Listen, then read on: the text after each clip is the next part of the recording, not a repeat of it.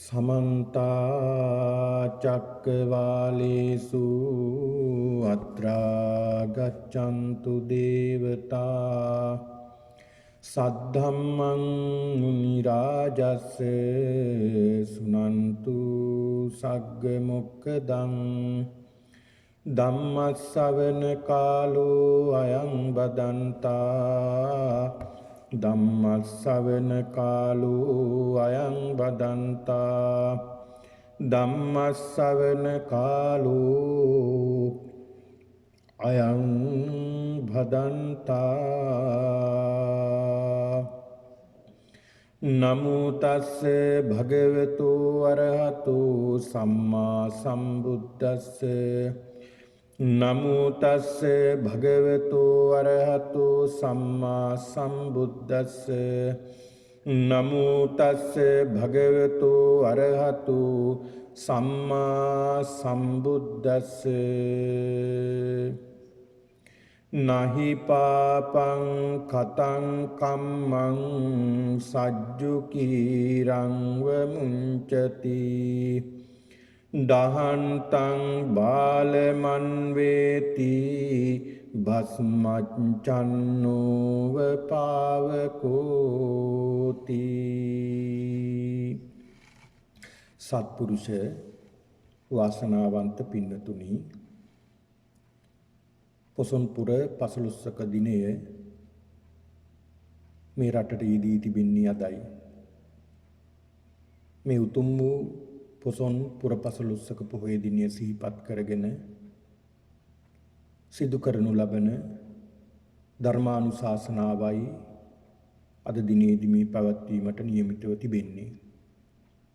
ඒ සඳහා මේ පින්නතුන් බොහොම ශ්‍රද්ධාවෙන් යුක්තව විහාරස්ථානට පැමිණිලා අපි මේ ජේතවනාරාමයටයි යන්නේ කියන මේ චේතනාවෙන් බුදුන් දකින්නටයි මේ යන්නේ කියන චේතනාවෙන් යුක්තව විහාරස්ථානයට පැමිණි.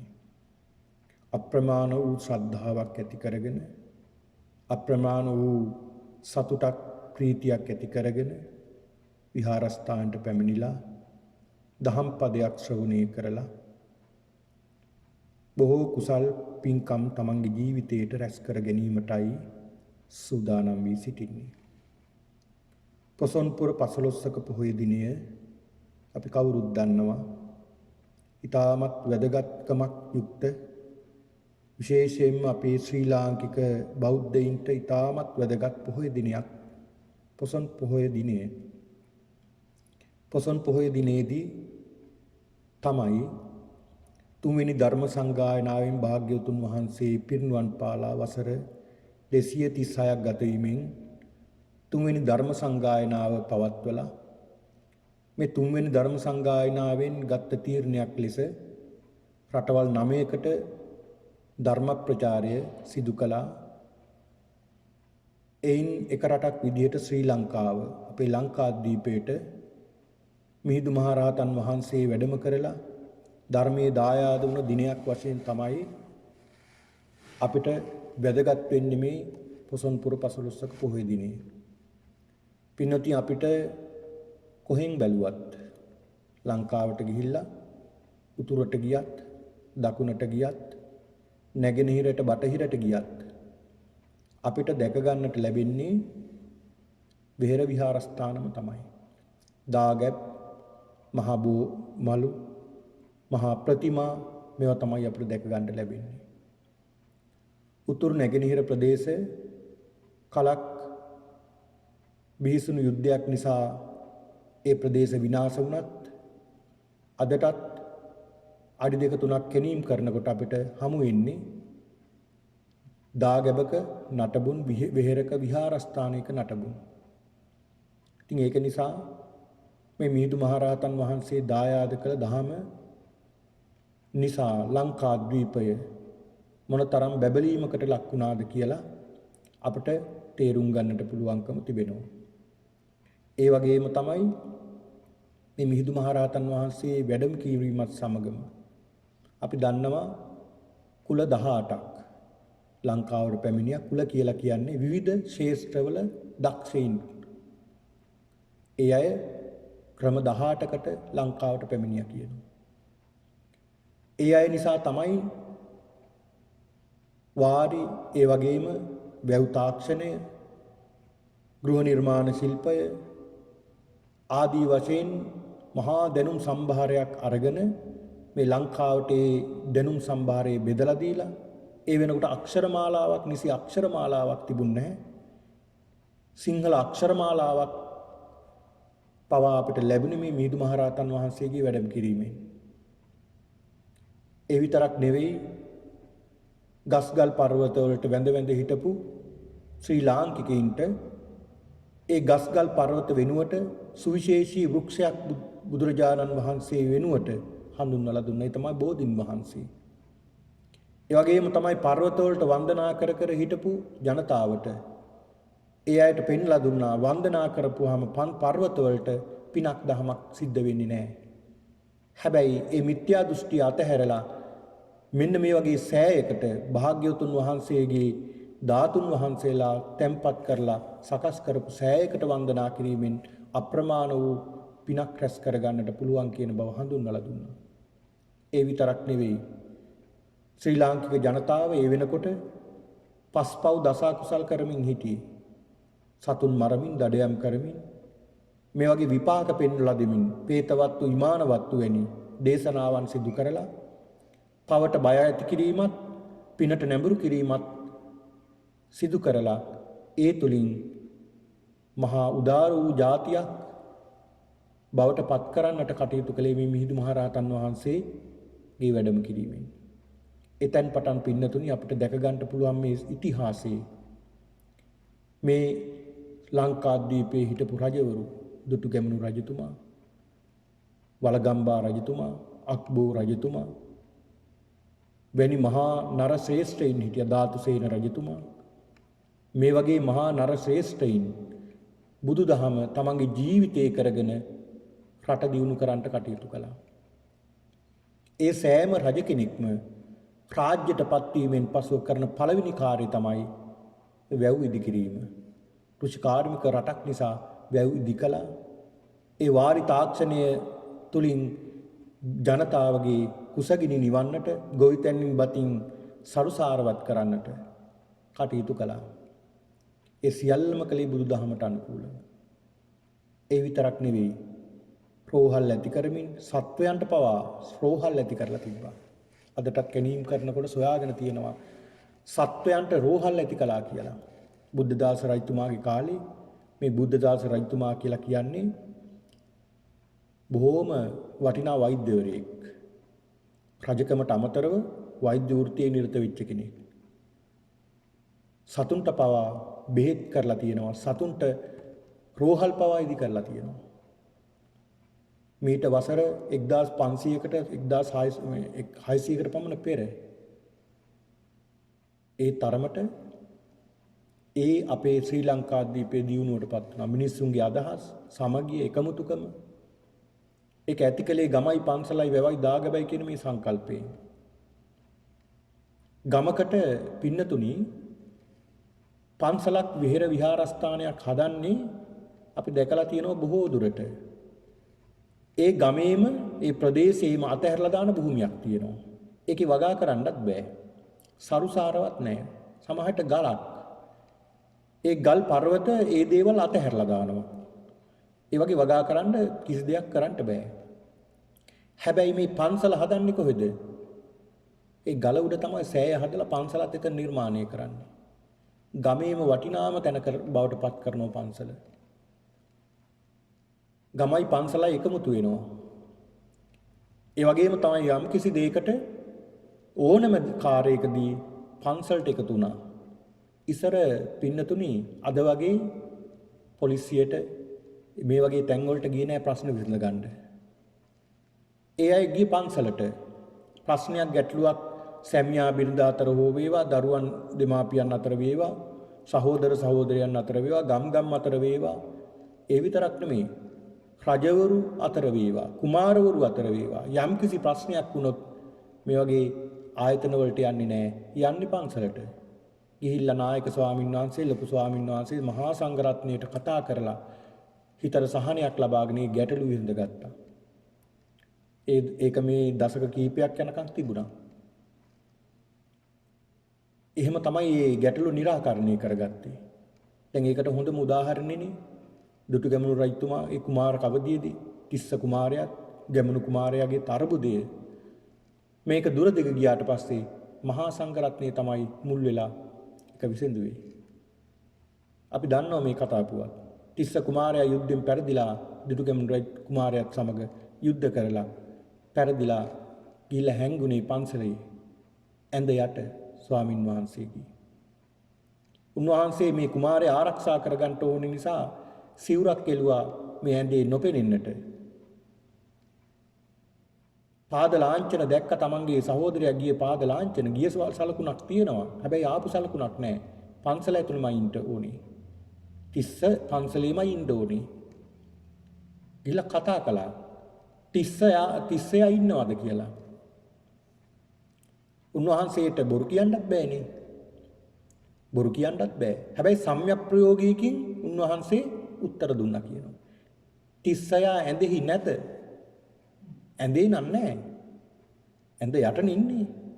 උන්වහන්සේට වන්දනා කරනකොට දැක්කා මෙයාගේ පාදයක් යට තියෙනවා. පාදයේ කොටසක් ඇඳ යටින් දැන් පේනවා වන්දනා කරනකොට නැමිලා. දැනගත්ත මේ ඇඳ යට ඉන්නේ තිස්සම තමයි. හැබැයි උන්වහන්සේට නැවත නැවත බොරු කියවන්න මට දෙන්න ඉඩක් නැහැ. උන්වහන්සේ මේ සම්‍යක් ප්‍රයෝගයක් තමයි කළේ බොරු කියනවට. ඇඳේ නෑ කියලා කිව්වේ ඒකයි. ඒක නිසා මම මෙතනින් පිට වෙන්න ඕනේ. ඇයි මේ කුමාරයාට බැයිද ගිහිල්ලා ඇදගෙන එන්න ඇඳ යටින්? පුළුවන්කම තිබුණා. එහෙම කළාද? එහෙම කළේ නැහැ. ඇයි ඒ? පින්නතුනි ඒ රටේ තිබුණු තවත් රාජ්‍යයක් විදියට තමයි පන්සල සැලකුවේ. විහාරස්ථානයේ සැලකුවේ. විහාරස්ථානයට ගිහිල්ලා ප්‍රශ්න කරන්න රජතුමාවත් යන්නේ නැහැ. ඒක නිසා මේක මුදුල් මල්කඩ විදියට තමයි සකස් වුනේ මේ පන්සල කියන එක. අන්නේ පන්සලට තමයි අපි එකතු වෙන්න ඕනේ හැමතේටම. ඉතින් මේ වගේ වටිනා දායාදයක් ලැබුණ නිසායි එදා ඉඳලා අද දක්වා අපිට ඉතිහාසයේ කතා පුවත් කියවනකොට හැම කතා පුවතකම තියෙන්නේ ඒන හැම රජ කෙනෙක්ම බුදුදහම දිනු කරපු කාරණාවන්. දාගැබ් මහබෝ මම්පෙත් මේවා නිම කර දේවල්. ඒවා තමයි අපිට ඒ ඉතිහාස මහා වංශයේ පවා දැක ගන්න ලැබෙන්නේ. ඒ සියල්ලටම පූර්වගාමී වුණේ මේ මිහිඳු මහරහතන් වහන්සේගේ වැඩම කිරීම. කොයිතරම් වාග්යක්ද. උන්වහන්සේ වැඩම කළේ නැත්නම් අදත් අපි අඳුරෙම තමයි. අදත් අපි අඳුරේ. පිනතුනි භාග්‍යතුන් වහන්සේ ඔය සඳහන් වෙනවා මහා පරිනිබ්බාන සූත්‍රයේ අටුවාවේ ඒ භාග්‍යතුන් වහන්සේ පිරිනිවන් පාන්නට මොහොතකට පෙර අදිෂ්ඨාන කළා කියනවා. ඒ විතරක් නෙමෙයි තුන්වරක් ලංකාද්වීපයට වැඩම කරලා අදිෂ්ඨාන කළා කියනවා. මගේ මේ ශාසනයේ চিරාත් කාලයක් පවතින්නේ වසර 5000ක් පවතින්නේ මේ ලංකාද්වීපේ. ඒ නිසා ආරක්ෂා වෙන්න කියලා. ඒක සැබෑවක්. පින්නතුනි මේ තුන්වෙනි ධර්ම සංගායනාවෙන් රටවල් 9කට විවිධ රටවල් වලට මේ ධර්මයේ ප්‍රචාරය වුණා.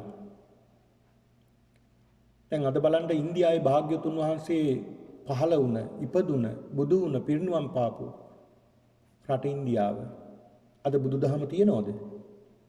බුදුදහම විනාශ වුණා. මොගල් අධිරාජ්‍යවරු, මුස්ලිම් අධිරාජ්‍යවරු ඇවිල්ලා සම්පූර්ණයෙන්ම සමූල ඝාතනය කළා බෞද්ධයින්. විහෙර විහාරස්ථාන විනාශ කළා. අදටත් අපිට දැක් ගන්න පුළුවන් පුංචි බුද්ධ ප්‍රතිමාවක පවා හිස තමයි මේ කට්ටිය විනාශ කරන්නේ, කඩන්නේ. හැම තැනම ප්‍රතිමා ඒ ගල්වල නිර්මාණය කළා තියෙන සෑම ප්‍රතිමාවකම හිස නැහැ. හිසට තමයි පහර දෙන්නේ. මේ අය මේ විදිහට මුළු ඉන්දියාවම විනාශ කළා කියනවා. ඒ ඉන්දියාවම විනාශ කරගෙන ඇවිල්ලා ඔය සඳහන් වෙනවා භාග්‍යතුන් වහන්සේ පිරිනිවන් පාපු. පිරිනිවන් මංචකේ ගාවට ආවා. මේකත් විනාශ කරන්න. ඔය සඳහන් වෙනවා පින්නතුනි මේ අය ඇවිල්ලා ආයුධ වලින් පහර දෙන්න ගත්තා කියනවා මේ බුද්ධ ප්‍රතිමාවට. දැන් අපි අදටත් දැක් ගන්න පුළුවන් පිරිනිවන් මංචකය. එතන ප්‍රතිමා වහන්සේ නමක් නිර්මාණය කරලා තියෙනවා. පින්නතුනේ මේක ආශ්චර්යයක් කියලා සඳහන් කරනවා. මේක නිර්මාණය වෙලා කරලා තියෙන විශ්වකර්ම දිව්‍ය රාජයා කියන බව තමයි ඔය ග්‍රන්ථවල සඳහන් වෙලා තියෙන්නේ. මේකට පහර දෙන්න ගත්තා කියනවා. පහර දෙන්න ගන්නකොටම ටික වෙලාවක් යනකොට මහා හයියෙන් හඬක් නගාගෙන අර ප්‍රතිමාව මහ පොළොවට කිඳා බැස්සා කියනවා. මහ පොළොවට කිඳා බැස්සා. මේ මිනිස්සු බය වෙලා සීසීකට දුවන්න ගත්තා කියනවා. ආයුධ පැත්තක දාලා විශාල ශබ්දයක් එක්කලා තමයි මේ පොළොවට කිඳා බැහැලා තියෙන්නේ. පසුව මේ අය ගියාට පස්සේ මහා විශාල ගම් වතුරකට ඇවිල්ලා මේ සියලු දෙනා විනාශ වෙලා ගියා කියනවා. ඒ ප්‍රතිමා වහන්සේ සොයාගෙන තියෙන මේ මෑතක පොළොව යට තිබිලා කැණීම් කළා තමයි සොයාගෙන නැවත මතු කරගෙන තියෙන්නේ. ඒක නිසා පින්නතුනි මේ ඉන්දියාවේ දඹදිව අදටත් මේ දේවල් බොහොම අමාරුවෙන් පරිස්සම් කරගෙන තියෙන්නේ. අනගාരിക ධර්මපාලතුමාට පින් සිද්ධ වෙන්න. හැම පන්සලකම ඉන්දියාවේ තියෙන අනගාരിക ධර්මපාලතුමාට ගාථා කියමින් පින් දෙනවා. ඒ ප්‍රදේශ වලට ගියාම අපිට දැක ගන්න පුළුවන් මේ අනගාരിക ධර්මපාලතුමා කොච්චර අමාරුවෙන් මේව රැකගත්තද කියලා. නඩු කියලා තමන්ගේ සියලු ධනෙ දීපල විකුණ ලංකාවේ තියෙන දේවල් සියල්ල විකුණ ඉන්දියාවේ නඩු කිව්වල අවුරුදු ගාණක් එතුමා හිරේ දැම්මා ඉන්දියාවෙන්. මේ වගේ මහා ව්‍යසනයන් ඒ කාලේ පවා සිද්ධ වුණා. බොහොම අමාරුවෙන් එතුමා මේවා රැකගත්තේ. ඒ ලංකාවේ පවා බොහෝ අය දොස් කිව්වා කියනවා. මෙයාට විරුද්ධව අනගාരിക ධර්මපාලතුමාට විරුද්ධව එතුමාගේ කකුලට ගහලා කැඩුවා කියලා සඳහන් වෙනවා.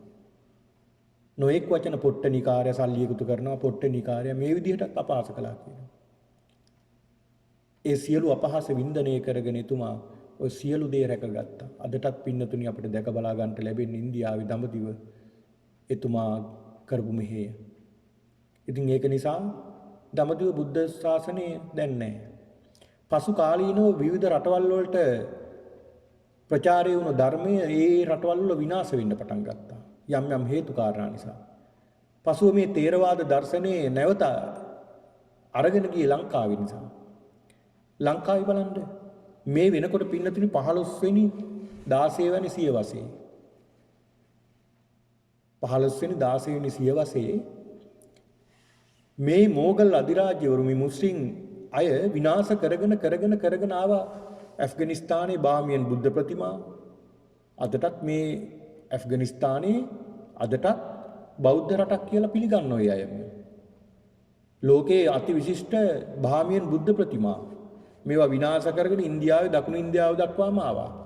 දකුණු ඉන්දියාව දක්වාම ඇවිල්ලා මේ ලංකාවටත් අත් දාන්න ආවේ. හැබැයි ලංකාවට අතපොවන්න බැරුව ගියා. හේතුව තමයි 16 වෙනි සියවසේ වෙනකොට ලංකාව ආක්‍රමණය කළා තිබුණේ පෘතුගීසි. ඒකෙන් අපිට වාසියක් ආවා. ඒක නිසා මේ අයට ලංකාව ආරක්ෂා වුණා කියනවා ඒක නිසා. දැන් පෘතුගීසි නිසා යම් බලපෑමක් සිද්ධ වුණා. නමුත් මහා ලොකු හානියක් මේ අය කළා වගේ සිද්ධ වුණේ නැහැ. තාම දහම අපි ආරක්ෂා වෙලා තියෙනවා. මහා ව්‍යසන බැමිණිටියා සායවැනි මහා ව්‍යසනයන් පැමිණියා. ඒත් මේ බුද්ධ ශාසනය ආරක්ෂා කරගන්න මේ මහා තෙරවරු පිනතුණු වැටකෙයියා ඉස්ම බිබී බිම හාන්සි වෙලා සමහර විට කුසගින්නේ දවස් දෙක තුන ආහාර නැහැ මේ සාගතේ නිසා. වැලි කොට්ට තෙමලා කුසට තියාගෙන තද කරගෙන තමයි කටපාඩම් කරනවා කියන්නේ. මේ විදිහට තමයි ආරක්ෂා කළේ. එහෙම ආරක්ෂා කරගෙන ආවේ ඒ භාග්‍යතුන් වහන්සේ දැක්ක මේ ලංකාද්වීපය තුල මේක ආරක්ෂා වෙනවා කියලා. ඉතින් ඒක නිසා අද වගේ උතුම් පොසොන් පුර පසළොස්වක පොහොය දිනයක අපි සිහිපත් කරන්න ඕනේ මේ මිහිඳු මහරහතන් වහන්සේ, ඒ වගේම සංඝමිත්තා මහරහත් තෙරණිය ඇතුළු මේ සම්බුද්ධ ශාසනයේ බබලවන්නට ලංකාද්වීපයේ කටයුතු කළේ සියලු දෙනා අපි සිහිපත් කරන පොහොය දවසයි පොසොන් පුර පොහොය දවසයි. ඉතින් ඒක නිසා අද වගේ උතුම් පොහොය දිනයක මේ පින්නතුන් ධර්ම ශ්‍රවණය කරමින් මහත් වූ කුසලයක් අත්පත් කරගන්නවා. ඒ උතුම් වූ කුසලානුභාවය තුලින් අපි සියලු දෙනාටම ශාන්තිනායක ලෝතුරා බුදුරජාණන් වහන්සේ දේශනා කරන්නට යෙදුන උන්වහන්සේ නිවී සැනසී වදාළ උතුම් වූ චතුරාර්ය සත්‍ය අවබෝධයේ පිණිස අපට මේ ධර්මානුශාසනාව හේතු වාසනා වේවා කියලා සාදු කියලා ප්‍රාර්ථනා කරගෙන ධර්ම ශ්‍රවණය කරා. හොඳයි පින්නතුනි, අද ධර්ම මාතෘකා වශයෙන් මම තබා ගන්නට යෙදුනේ ධම්මපදයේ බාල කියන මේ වග්ගයේ ගාතාවක්. නහි පාපං කතං කම්මං සජ්ජු කීරංව මුංචති දහන්තං බාල මන් වේති බස්මච්ඡන්නෝව පාවකෝ. පින්නතුනි, මේ ගාථා රත්නයේ දේශනා කරන්නට යම්කිසි හේතුවක් මුල් වුණා. ඒ තමයි දවසක් මේ ලක්කන කියලා මහරහතන් වහන්සේ නම සම්බුද්ධ ශාසනයේ බුදුරජාණන් වහන්සේගේ ශ්‍රාවකයන් අතර ඊටමත් කීර්තිමත් ශ්‍රාවයක් පැතුරුන රහතන් වහන්සේ නමක් තමයි ලක්කන කියන මහරහතන් වහන්සේ. 80 මහරහතන් වහන්සේලාගේ එක රහතන් වහන්සේ නම. මේ ලක්කන මහරහතන් වහන්සේත් ඒ වගේම මුගලන් මහරහතන් වහන්සේත් කියන මේ දෙනම මේ දෙදෙනා වහන්සේ පිණ්ඩපාතය සඳහා ගිජ්ජකූට පර්වතයෙන් බැහැලා උන්වහන්සේලා පල්ලෙහාට වැඩම කරනවා. ගිජ්ජකුළු පවුවෙන් බැහැලා පල්ලෙහාට වැඩම කරනවා. මේ ගිජ්ජකූට පර්වතය. මේ පින්නතුන් දඹදිව ගියාම දැක් ගන්න පුළුවන් ගිජ්ජකූට පර්වතය. ගිජ්ජකූටේ කියලා කියන්නේ ගිජුලිහිණියෙක් පියාපත් විහිදාගෙන සිටිනාසේ තමයි පේන්නේ මේ පර්වතය. දැකලා ඇති. ගිජුලිහිණියෙක් ළඟට ගියාම පේනවා ගිජුලිහිණියෙක් තටු දෙක දික් කරගෙන ඉන්න විදිය තමයි මේ ගිජ්ජකූට පර්වතයෙන් පේන්නේ අපිට ළඟට ගියාම. ඒක නිසා කියනවා ගිජ්ජකූටේ කියලා කියනවා. මේ ගිජ්ජකූට පර්වතය වට වෙලා තියෙනවා තව කඳුපන්ති 5කින්. වේපුල්ල, වේභාර, ඉසිගිලි, පාණ්ඩව, ගිජ්ජකූට කියන මෙන්න මේ 5 එකමුතුවෙන් තමයි කඳු පන්තියක් විදිහට පිහිටලා තියෙන්නේ. මේ කියන මේ ගිජ්ජකූට පර්වතයෙන් බැහැලා උන්වහන්සේලා පල්ලෙහාට වැඩම කරනවා. මෙහෙම වැඩම කරනකොට පින්නතුනි මුගලන් මහරහතන් වහන්සේට සිනහවක් පහළ වෙනවා. සිනහවක් පහළ යම් කිසි සිද්ධියක් දැක්කා උන්වහන්සේට සිනහවක් පහළ වුණා. ලක්කන මහරහතන් වහන්සේ අහනවා මොග්ගල්ලාණන් වහන්සේ ඔබ වහන්සේ මොකටද හිනාසුනේ? ඇයි සිනහවක් පහළ වුනේ? උන්වහන්සේ සඳහන් කරනවා ඔබ වහන්සේ මේ කියපු කාරණාව භාග්‍යවතුන් වහන්සේ ළඟට ගියාම උන්වහන්සේ ළඟින් අහන්න මගෙන්. මම උන්වහන්සේ ඉදිරියේ පිළිතුරු දෙන්නම් කියලා සඳහන් කරනවා. උන්වහන්සේලා දෙනමම වැඩම කළා පල්ලෙහාට. පිණ්ඩපාතය අවසන් වුණා. සවස් වරේ භාග්‍යවතුන් වහන්සේ දැක බලා ගන්නට ගියා. භාග්‍යවතුන් වහන්සේට වන්දනා කළා. වන්දනා කළා පසකින් වාඩි වුණා. එකත් පසක වාඩි වුණාම මේ ලක්කන මහරහතන් වහන්සේ අහනවා ස්වාමීනි ඔබ වහන්සේ මෙහෙම කාරණාවක් සඳහන් කළා. ගිජ්ජකූට පර්වතයෙන් බැහැලා එනකොට ඔබ වහන්සේට සිනහවක් පහළ වුණා. මම ඒක ගැන විමසනකොට ඔබ වහන්සේ සඳහන් කළා භාග්‍යවතුන් වහන්සේ ඉදිරියේදීම මේක අහන්න. ඊට පස්සේ මම උත්තර දෙන්නම් කියලා. දැන් මම මේ ප්‍රශ්නේ අහනවා ඔබ මොකටද සිනාසුනේ කියලා. මේ මුගලන් මහරහතන් වහන්සේ සඳහන් කරනවා භාග්‍යවතුන් වහන්සේ මම මේ ගිජ්ජකූට පර්වතයෙන් බැහැලා එනකොට මට සිනහවක් පහළ වුණා. යම්කිසි සිදුවීමක් දැකලා. ඒ තමයි භාග්‍යවතුන් වහන්සේ අහි ප්‍රේතෙක්, විශාල ප්‍රේතෙක්. මේ ප්‍රේතෙක් දැක්කා. මේ ප්‍රේතයාගේ විශාලත්වය යොදුන් 25ක් තියෙනවා. හිස මිනිස්සෙක්ගේ වගේ, කඳ සර්පෙක්ගේ වගේ. අහසේ තමයි ඉන්නේ. ඒකේ විශේෂත්වය කියන්නේ පින්නතුනි මේ අහි ප්‍රේතයා. මේ අහි ප්‍රේතයා කුසගින්නේ තමයි ඉන්නේ. කිසි දෙයක් ලැබෙන්නේ නැහැ. කිසි දෙයක් ලැබෙන්නේ නැහැ. කුසගින්නේ ඉන්නේ. මම පේන්නේ පින්නතුනි 이르දිමත් මහරහතන් වහන්සේලා තමයි පේන්නේ. උන්වහන්සේලා තමයි පේන්නේ. 이르දියෙන් නුවණින් දකින්න ඕනේ. විශේෂ නුවණක් උපදව ගන්න උන්වහන්සේලා ඒ උපදව ගන්නා වූ නුවණින් තමයි දකින්නේ. එතකොට ඒ අය පේනවා. එයයි දකින්න පුළුවන්කම තිබෙනවා. ඔය ඇත්ත දැකලා බලලා ඇති මේ මෑතක පොතක් නිකුත් වුණා. ඒ තමයි බුද්ධංගල ආරණ්‍ය සේනාසනේ වැඩ සිටිය ඒ ස්වාමින් වහන්සේ නමක්. උන්වහන්සේ ලියනවා මේ පොතේ පරිවර්තනය කරලා තායිලන්තයේ සිදුවීමක්. ඒ පොතේ නම තමයි මයිවි කායු. මයිවි කායු කියන සිල් මාතාව. සිල් මාතාවගේ කතාව. 2011 තමයි එතුමිය පිරිනුවම් පාලා තියෙන්නේ. එතුමිය රහතන් වහන්සේ නම. ඒ ග්‍රන්ථයේ සඳහන් කරලා තියෙනවා ඒකේ පින්තූර පවා දාලා තියෙනවා එතුමියගේ භස්මාවශේෂ ධාතුන් වහන්සේලා මුතු වගේ බවට පත් වෙලා. ඉතින් ඒකෙන් ඒ ග්‍රන්ථයෙන් සඳහන් කරන්නේ උන්වහන්සේ රහතන් වහන්සේලා අදටත් ලෝකේ වැඩ ඉන්නවා. දුර්ලභ නැහැ කියන එක. මම මේ සඳහන් කළේ එතුමියගේ කතා පුවත කියෝගෙන යනකොට. එතුමිය භාවනා කරගෙන යනවා. භාවනා කරගෙන යනකොට ඇය ධානයට සමවදිනවා. ධානයට සමවදුනහම ඇයට පේන්න ගන්නවා යම් දේවල්. එක සිදුවීමක් තමයි ඇය භාවනා කරගෙන යනකොට ඇයගේ ඉදිරියට පේනවා ඌරෙක්ගේ ස්වභාවයකින් යුක්ත ප්‍රේතෙක් ඉදිරියට එනවා. ඌරෙක්ගේ ස්වභාවයෙන් යුක්ත කෙනෙක් කතා කරනවා ඇවිල්ලා. භාවනාව ඉන්නකොට. කතා කරලා කියනවා අනේ මට මේ වගේ වද දුන්නා ඊයේ රෑ. මට හරියට වද දුන්නා. මාව මැරුවා මේ විදියට වද දීලා. මේ වද දුන්නේ හෙට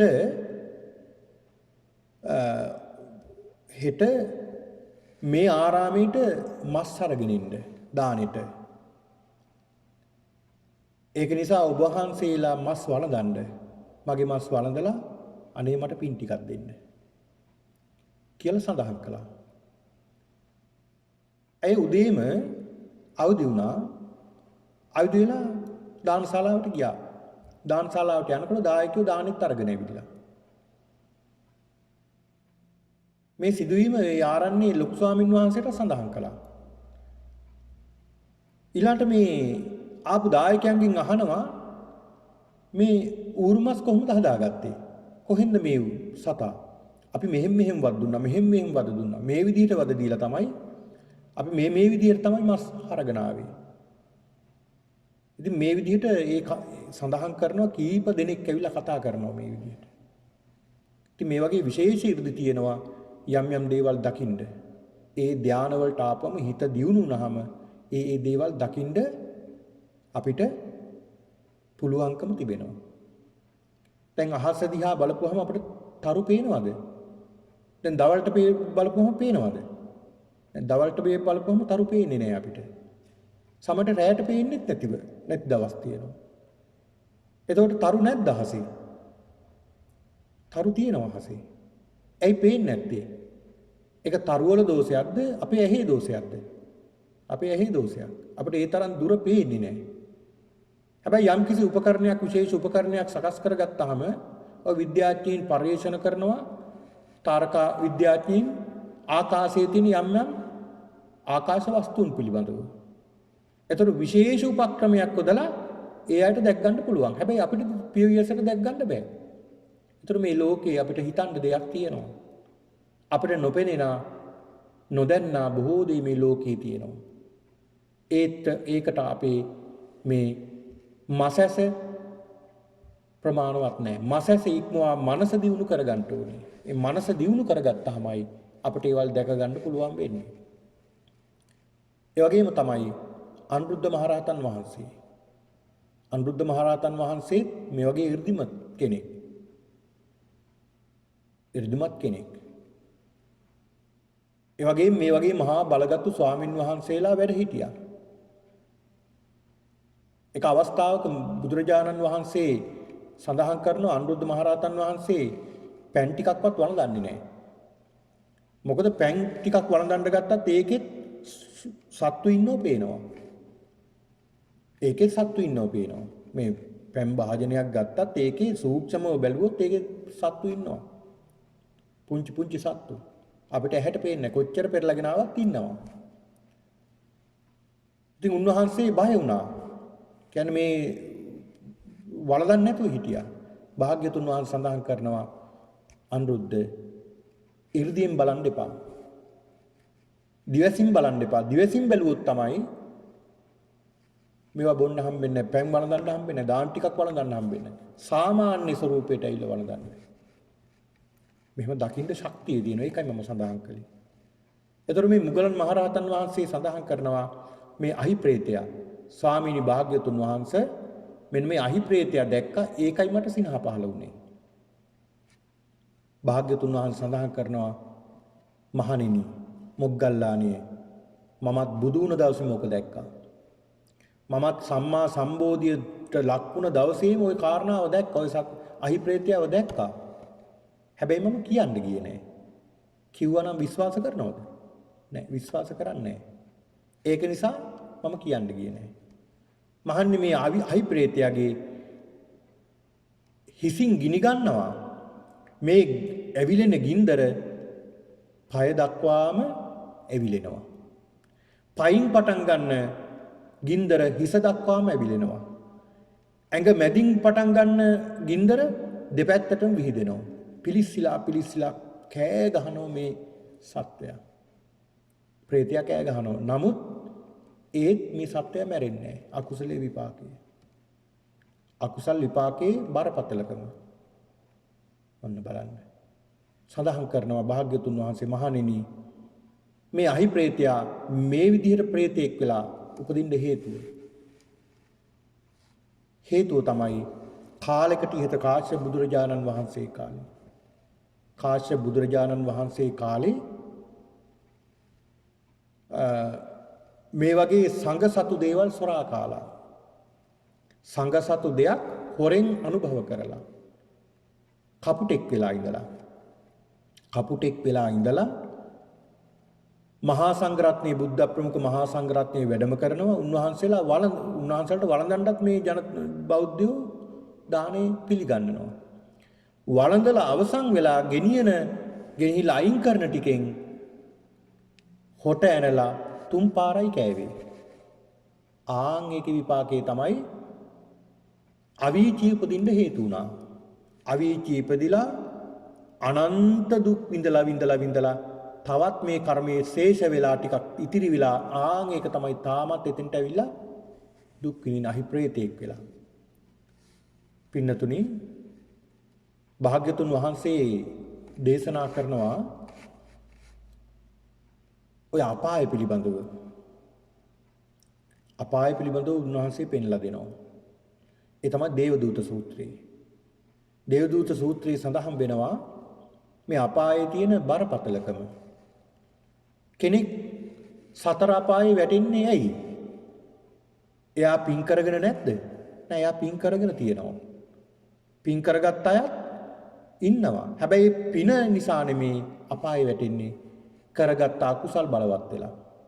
අර කුසල් යටපත් කරගෙන මහා ආනන්තරීය පාප කර්ම සිද්ධ කරගන්නවා. ආන් ඊට පස්සේ මොකද වෙන්නේ? ගිහිල්ලා වැටෙනවා අවීචිය. අපි දැකලා තියෙනවද අවීචිය? නෑ. අවීචිය පින්නතුනි පේන්න ගන්නවා කියනවා මරණාසන්න මොහොතේ සමහරුන්ට. දිව්‍ය ලෝක පේන්න ගන්නවා මරණාසන්න මොහොතේ. එහෙම කතා පුවත් ඕන තරම් මේ වර්තමානයේ පව අපිට දැක ගන්න අහන්න පුළුවන්කම තියෙනවා. මේ මරණාසන්න මොහොත කියලා කියන්නේ හරි පුදුම අවස්ථාවක්. මේ මොහොතේදී අපි කරගත්තා වූ කුසල් මතක් වුණොත් අපි යහපත් තැනකට යනවා. අකුසල් මතක් වුණොත් අයහපත් තැනකට යනවා. ඒකයි බුදුහාමුදුරු පෙන්ලා දුන්නේ නිතර කුසල් කරන්නට.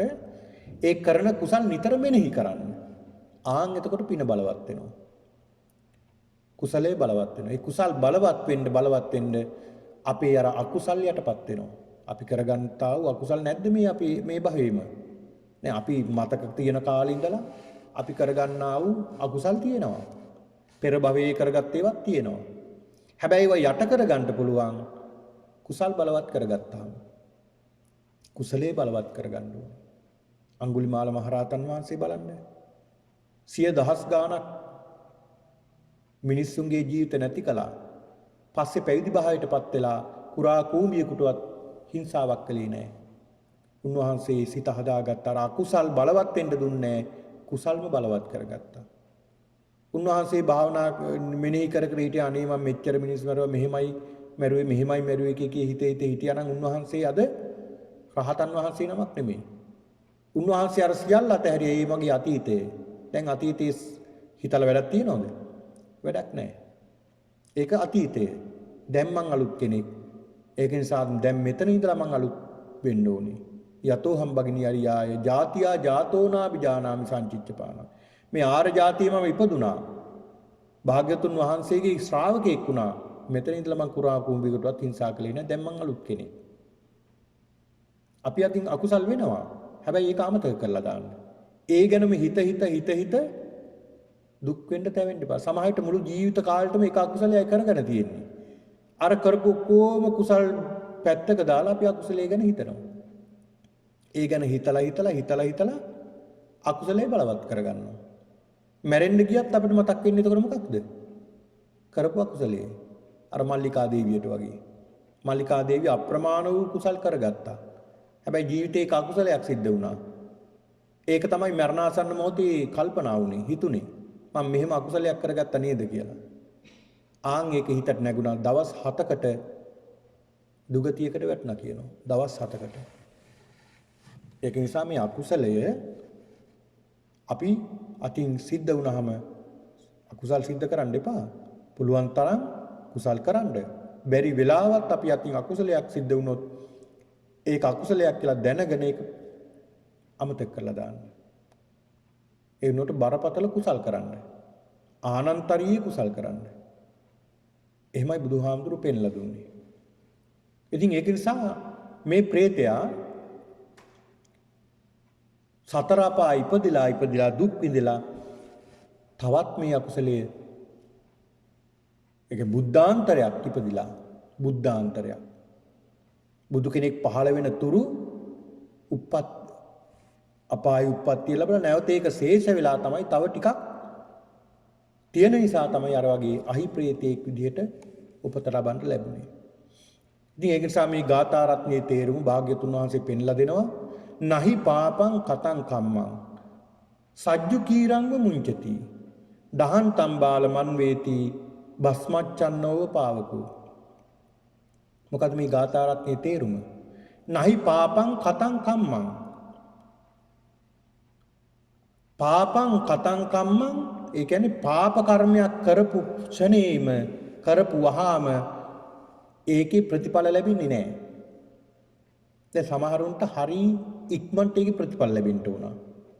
කුසල කර්මයක් කළොත් ඒකේ ප්‍රතිඵල බලාපොරොත්තු වෙනවා මේ මොහොතේම.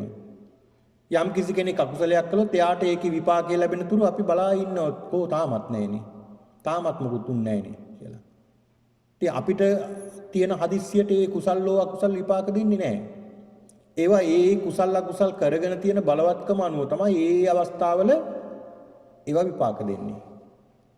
නහි පාපං කතං කම්මං සජ්ජු කීරංව මුංචති. හරියට උදාහරණයක් විදිහට බුදුහාමුදුරු පෙන්ලා දෙනවා. දැන් එළදෙනෙක්ගෙන් කිරි දෝනවා. කිරි දෝපු ගමන්ම මිදෙනවද ඒක? කිරි දෝපු ගමන්ම මිදෙන්නේ නැහැ. ටිකක් කාලයක් යනවා මිදෙන්න. කිරි මේ වැස්සිගේ තනෙන් කිරි දෝනකොටම ඒ වෙලාවෙම මිදිලා නෙමෙයි ඉන්නේ. ටික කාලයක් යනවා. ආන් ඒ වගේ තමයි දහන්තම් බාලමන් වේති. ඒ බාලයා අකුසල් කරපු තැනැත්තා අඥානය මේ කෙනා දහන්තම් දවනවා මේ අකුසලය. කොහොමද? බස්මච්ඡන්නෝ පාවකෝ. හරියට බස්මච්ඡන්නෝ කියලා කියන්නේ අලු යට තියෙන අලු යට සැඟවිලා තියෙන ගිනි පුපුරු වගේ. දැන් අලු තියෙන උඩින් හැබැයි ගින්දර පේන්නේ නැහැ. හැබැයි මේක දෙවි දෙවි යටින් එනවා. ආන් ඒ වගේ තමයි කරපු අකුසල් කර්ම අපි පිටිපස්සෙන් එන්නේ. ඒ වෙලාවෙම නෙමෙයි. ටිකෙන් ටික විපාක දෙන්න ගන්නවා. ටිකෙන් ටික විපාක දෙන්න ගන්නවා. මෙන්න මේ ගාථා රත්නයේ දේශනා කරන භාග්‍යවතුන් වහන්සේ. අපි කරන අකුසල් කර්ම ඒ මොහොතේම විපාක දෙන්නේ නැහැ. ඒව අවස්ථාව එළඹුණාම අපිට විපාක වාරය ආපු ගමන් අපිට විපාක දෙනවා. ඒකනේ යම් අවස්ථාවල අපිට මේවා විපාක දෙන්නේ. සමහරට ලෙඩ වෙනවා, සමහරට අසනීප වෙනවා, සමහරට කරදර බාධා වලට මුහුණ දෙන්න සිද්ධ වෙනවා. සමහරට චිත්ත පීඩා වලට මුහුණ දෙන්න සිද්ධ වෙනවා. සමහරට ඒක සමාජ හේතු වෙන්නත් පුළුවන්. සමහරට කර්මය වෙන්නත් පුළුවන්. සමහර ලෙඩ තියෙනවා බේත් ගන්නවා සනීප වෙන්නේ නැහැ. ලෝකයේ තියෙන ඉන්න හොඳම වෛද්‍යවරු හොයාගෙන යනවා මෙයා හොඳයි කියලා. ඒත් මොකද වෙන්නේ?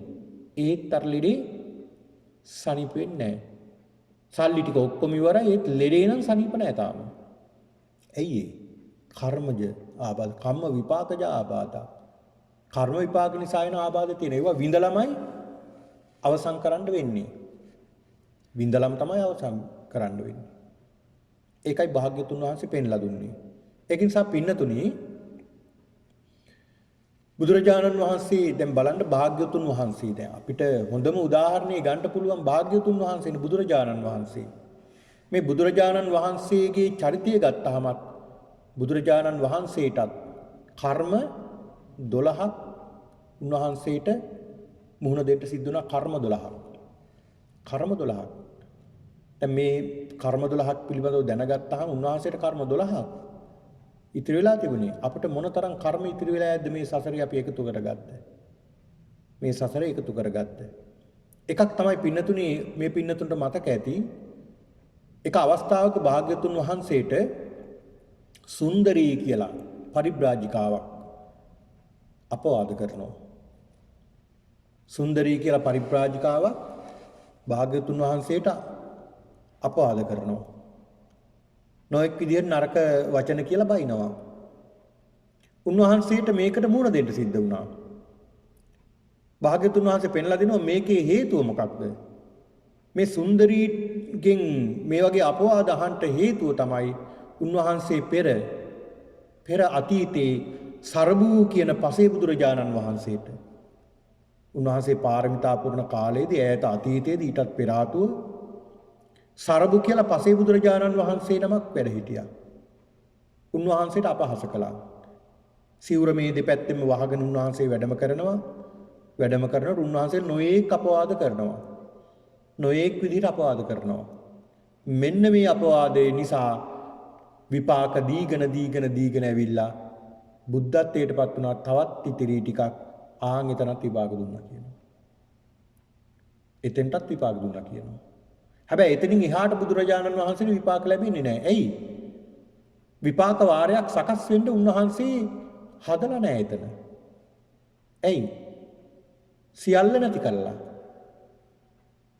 සැපයක් නැති කළා, දුකක් නැති කළා. සියල්ල නැති කළ නිසා උන්වහන්සේට උප්පත්තියක් නැහැ. උප්පත්තියක් නැති නිසා විපාක වාරයක් සකස් වෙන්නේ නැහැ. ආන් ඒකයි. ඊළඟ තවත් කර්මයක් පින්නතුන් භාග්‍යතුන් වහන්සේට මුහුණ දෙන්න සිද්ධ වෙනවා. චින්චාව. චින්ච මානවිකාව භාග්‍යතුන් වහන්සේට අපහාස කරන්නම කියලා හිතාගෙන බඩේ දරමිටිය පුංචි කෑලි වෙන්න දර හදාගෙන බඩේ බැඳගෙන ගැබිනි මාතාවක් ඉදිරියට උඩින් රෙදි ටිකක් දාලා ඇඳුමක් ඇඳගෙන භාග්‍යතුන් වහන්සේ මේ වගේ විශාල පිරිසකට ධර්ම දේශනා කරමින් ඉන්නකොට ඉදිරියට ආවා. ඉදිරියට ඇවිල්ලා බුදුහාමුදුරු ඉස්සරහටම ඇවිල්ලා කියනවා තමුන්නාංශ මෙතන හොඳට බණ කියනවා. මෙතන කට්ටියට එකතු කරගෙන බණ කියනවා. මේ කුසට වග කියන්නේ කවුද? මේ කුසේ ඉන්න දරුවට වග කියන්නේ කවුද? කියලා ඇහුවා. ධර්ම ශ්‍රවණය කරන්න ආපු අය තක්කු බුක් වුණා. මේ මොකද්ද වෙන්නේ? මොකද්ද මේ? සමහරු විශ්වාස කරන්නත් ඇති. සමහරු හිතන්නත් ඇති මෙහෙම වුණාද දන්නෙත් නැහැ කියලා. දැන් එක පාටම මේ වගේ චෝදනාවක් එනකොට එක පාටම කෙනෙක්ගේ හිතට එන්නේ මේක ඇත්තද දන්නෙත් නැහැ කියලා හිමත් හිතෙනවා. මේ භාග්‍යතුන් වහන්සේ දේශනා කරනවා නැගණිය මේ කාරණේ ඇත්ත නැත්නම් ඔබත් මාත් විතරයි දන්නේ. ඇත්තනේ ඒක. ඒ කාන්තාවත් භාග්‍යතුන් වහන්සේත් විතරයි දන්නේ මේක ඇත්තද බොරුද කියලා. ඉන්න අය දන්නවද? ඉන්න අය දන්නේ නැහැ. ඉන්න අය දන්නේ නැහැ. වටේ ඉන්න අය දන්නේ නැහැ. සමහරට ඒ අය හිතනවා ඇත්ත කියලා, සමහරව හිතනවා බොරු කියලා. ඒ අය විපරීත වෙනවා. මොකද්ද මේ කියලා? මේ වෙලාවේ තමයි දෙවියෝ පිහිට වුණා කියන්නේ. සක්‍ර දෙවියෝ මීයේගේ වේශයක් මවගෙන ආවා කියලා සඳහන් වෙනවා. අර බැඳලා තියෙන දරමිටි වල නූල කැපුවා කියනවා. එහෙම ධර්මිත්‍තික බිම ඇදලාගෙන වැටුණා. ඇයට දුවන්න සිදුන අර පිරිස එලවගෙන ගියා. එලවගෙන ගිහිල්ලා පහර දී ගියා. ටික දුරයි ගියේ ජේතවනාරාමේ පහු වෙලා මහ පොළොව පලාගෙන පින්නතුනි කරපු අපවාදයට මහ පොළොව පලාගෙන ගිනි දැල් ඇවිල්ලා එහෙම්ම මැදගෙන ගියා කියන අපායට. අදත් ඒ තැන අපිට දැක ගන්න පුළුවන්. ඒ විහාරස්ථානයේ ස්වාමින් වහන්සේ පවා සඳහන් කරනවා අපි අහලා තියෙනවා අදටත් එතනේ වලයෙන් ජලයේ තියෙනවා ඒ ඇදගෙන ගිය තැන. සතෙක් සිව්පාවෙක්වත් එතනට ගිහිලා වතුර ටිකක් බොන්නේ නැහැ එතනින් කියලා සඳහන් වෙනවා. ඉතින් මේ වගේ අපවාදයක් විඳින්න සිද්ධ වුණ හේතුව මොකක්ද? මේකට හේතුව තමයි සබ්බා බිබූ කියලා බුදුරජාණන් වහන්සේ නමක් වැඩ හිටියා. මේ භාග්‍යතුන් වහන්සේ කාලේ උන්වහන්සේගේ ශ්‍රාවකයෙක් හිටියා නන්ද කියලා. නන්ද කියන මේ ශ්‍රාවකයාට බෝසතා ඒ කියන්නේ බුදුරජාණන් වහන්සේ පෙර භවයකදී එක පුද්ගලයෙක් වෙලා උපත ලැබලා මෙන්න මේ ශ්‍රාවකයාට දොස් කියනවා කාම භෝගියා කියලා දොස් කිව්වා. කාම භෝගියා කියලා. නොඑක් දොස් කියමින් කටයුතු කරපු නිසා ආන්ගේ අපවාදයේ පිටිපස්සෙන් ඇවිල්ලා විපාකෙදී ඇවිල්ලා අවසානට බුද්ධත්වයට පත් වුණා. තවත් ටිකක් ඉතිරි එතනත් විපාක දුන්නා කියනවා. එතනත් විපාක දුන්නා කියනවා. ඊළඟ කර්මයේ බුදුරජාණන් වහන්සේ මුණ දෙනවා මේ සුන්දරී දැන් කලින් සඳහන් කළ මේ සුන්දරී ඇයව මරලා මරණයටපත් කරලා ඇයව හංගනවා මේ විහාරස්ථානයේ ජේතවනාරාමයේ මල් ගොඩක් අස්සේ. මල් ගොඩක් අස්සේ කරන භාග්‍යතුන් වහන්සේට විරුද්ධ පිරිසක් මේක කළේ අන්‍ය ආගමිකයන්. පරිබ්‍රාජකයෝ. ඒ මృతදේහේ ඒ අයම හොයාගෙන රාජපුරුෂයොත් එක්කලා ඇවිල්ලා මේක කරේ තියාගෙන නගරයක් වීදියක් ගානේ අරගෙන ගිහිල්ලා අපහාස කළා කියන මෙන්න නුඹලා හැමදාම මල් තියා වඳින බුදුන්ගේ වැඩ මෙන්න මේ කාන්තාව දූෂණය කරලා මරලා දාලා මේක හංගලා තිබ්බේ අපි හොයාගත්තේ නුඹලා දකින්න ඇති හැමදාම මේ සුන්දරී පන්සලට ගියා ඕකට තමයි ගියේ දැන් මේ මරලා දාලා මේ විදියට අපහාස කළා දින 7ක් පින්ඩතුනි අපහාස කළා කියනවා භික්ෂුන් වහන්සේලා පින්ඩපාතයට එළියට වඩනකොට උන්වහන්සේලා පින්ඩපාත දෙන්නේ ගල් ගහනවා පාත්‍ර කුඩු කරගෙනවා උන්වහන්සේලා සමහරට ලේ පෙරාගෙන ඉන්නේ ජේතවනාරාමයට භාග්‍යතුන් වහන්සේට ගියවිලා සඳහන් කරනවා ස්වාමීනි භාග්‍යතුන් වහන්සේ මේ වගේ අපහාස කරනවා අපිට පින්ඩපාතේවත් ටිකක් දෙන්නේ නැහැ ඒ කාලේදී පින්නතුනි බුදුරජාණන් වහන්සේට කරකොල වැනි දේවල් තම ආනන්ද හාමුදුරුවෝ පිළිගන්නවා කියන්නේ.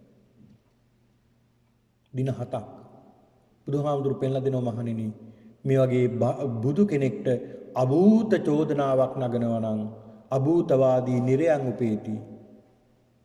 යෝචාපි කත්වාන නකරෝමි චාහ යම් කිසි කෙනෙක් අභූතව චෝදනා කරනවා නම් යමක් කරලා නොකරන්නේ නැහැ කියලා කරලේ නැහැ කියලා කියනවා නම් ඒ අය හැමෝම අපායටමයි යන්නේ.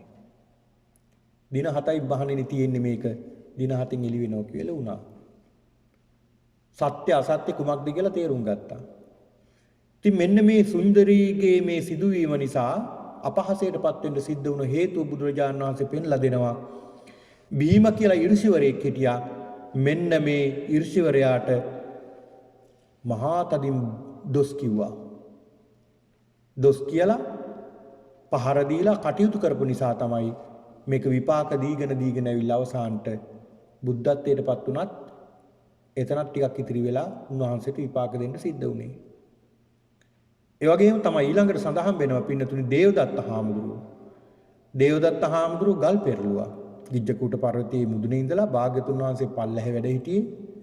උන්වහන්සේ සක්මන් භාවනාවේ නිරත වෙලා හිටියේ. මුළු ලෝකයක්ම දකින්න පුළුවන් භාග්‍යතුන් වහන්සේ ඇයි මේ ගල පෙරලෙන එක දැක්කේ නැත්තේ කියලා සමහරු සඳහන් කරනවා. සියල්ල දකින්න තියෙන නුවණක් තියෙනවා නම් ඇයි මේ ගල පෙරලෙන එක උන්වහන්සේට පේන්නේ නැත්තේ? ඒ වෙලාවේ භාග්‍යතුන් වහන්සේ වැඩ හිටියේ සක්මනේ. සක්මන් භාවනාව කරනකොට උන්වහන්සේ ලෝකයේ දිහා බලනවද? ලෝකයේ දිහා බලන එක වෙනම වෙලාවක් තියෙනවා. හිමිදිරි උදෑසන අවදි වෙලා මුවකට දොවාගෙන උන්වහන්සේ මහා කරුණා සමාපත්තියට සම්වදිනවා. මේ සමාපත්තියට සම්වැදිලා තමයි ලෝකයේ දිහා බලන්නේ. උන්වහන්සේ වැඩ සිටින තැන ඉඳලා සක්වල මෝවිත දක්වා බලනවා. සක්වල මෝවිත දක්වා බලලා කාටද මම පිහිට වෙන්නේ කියලා උන්වහන්සේ බලනවා.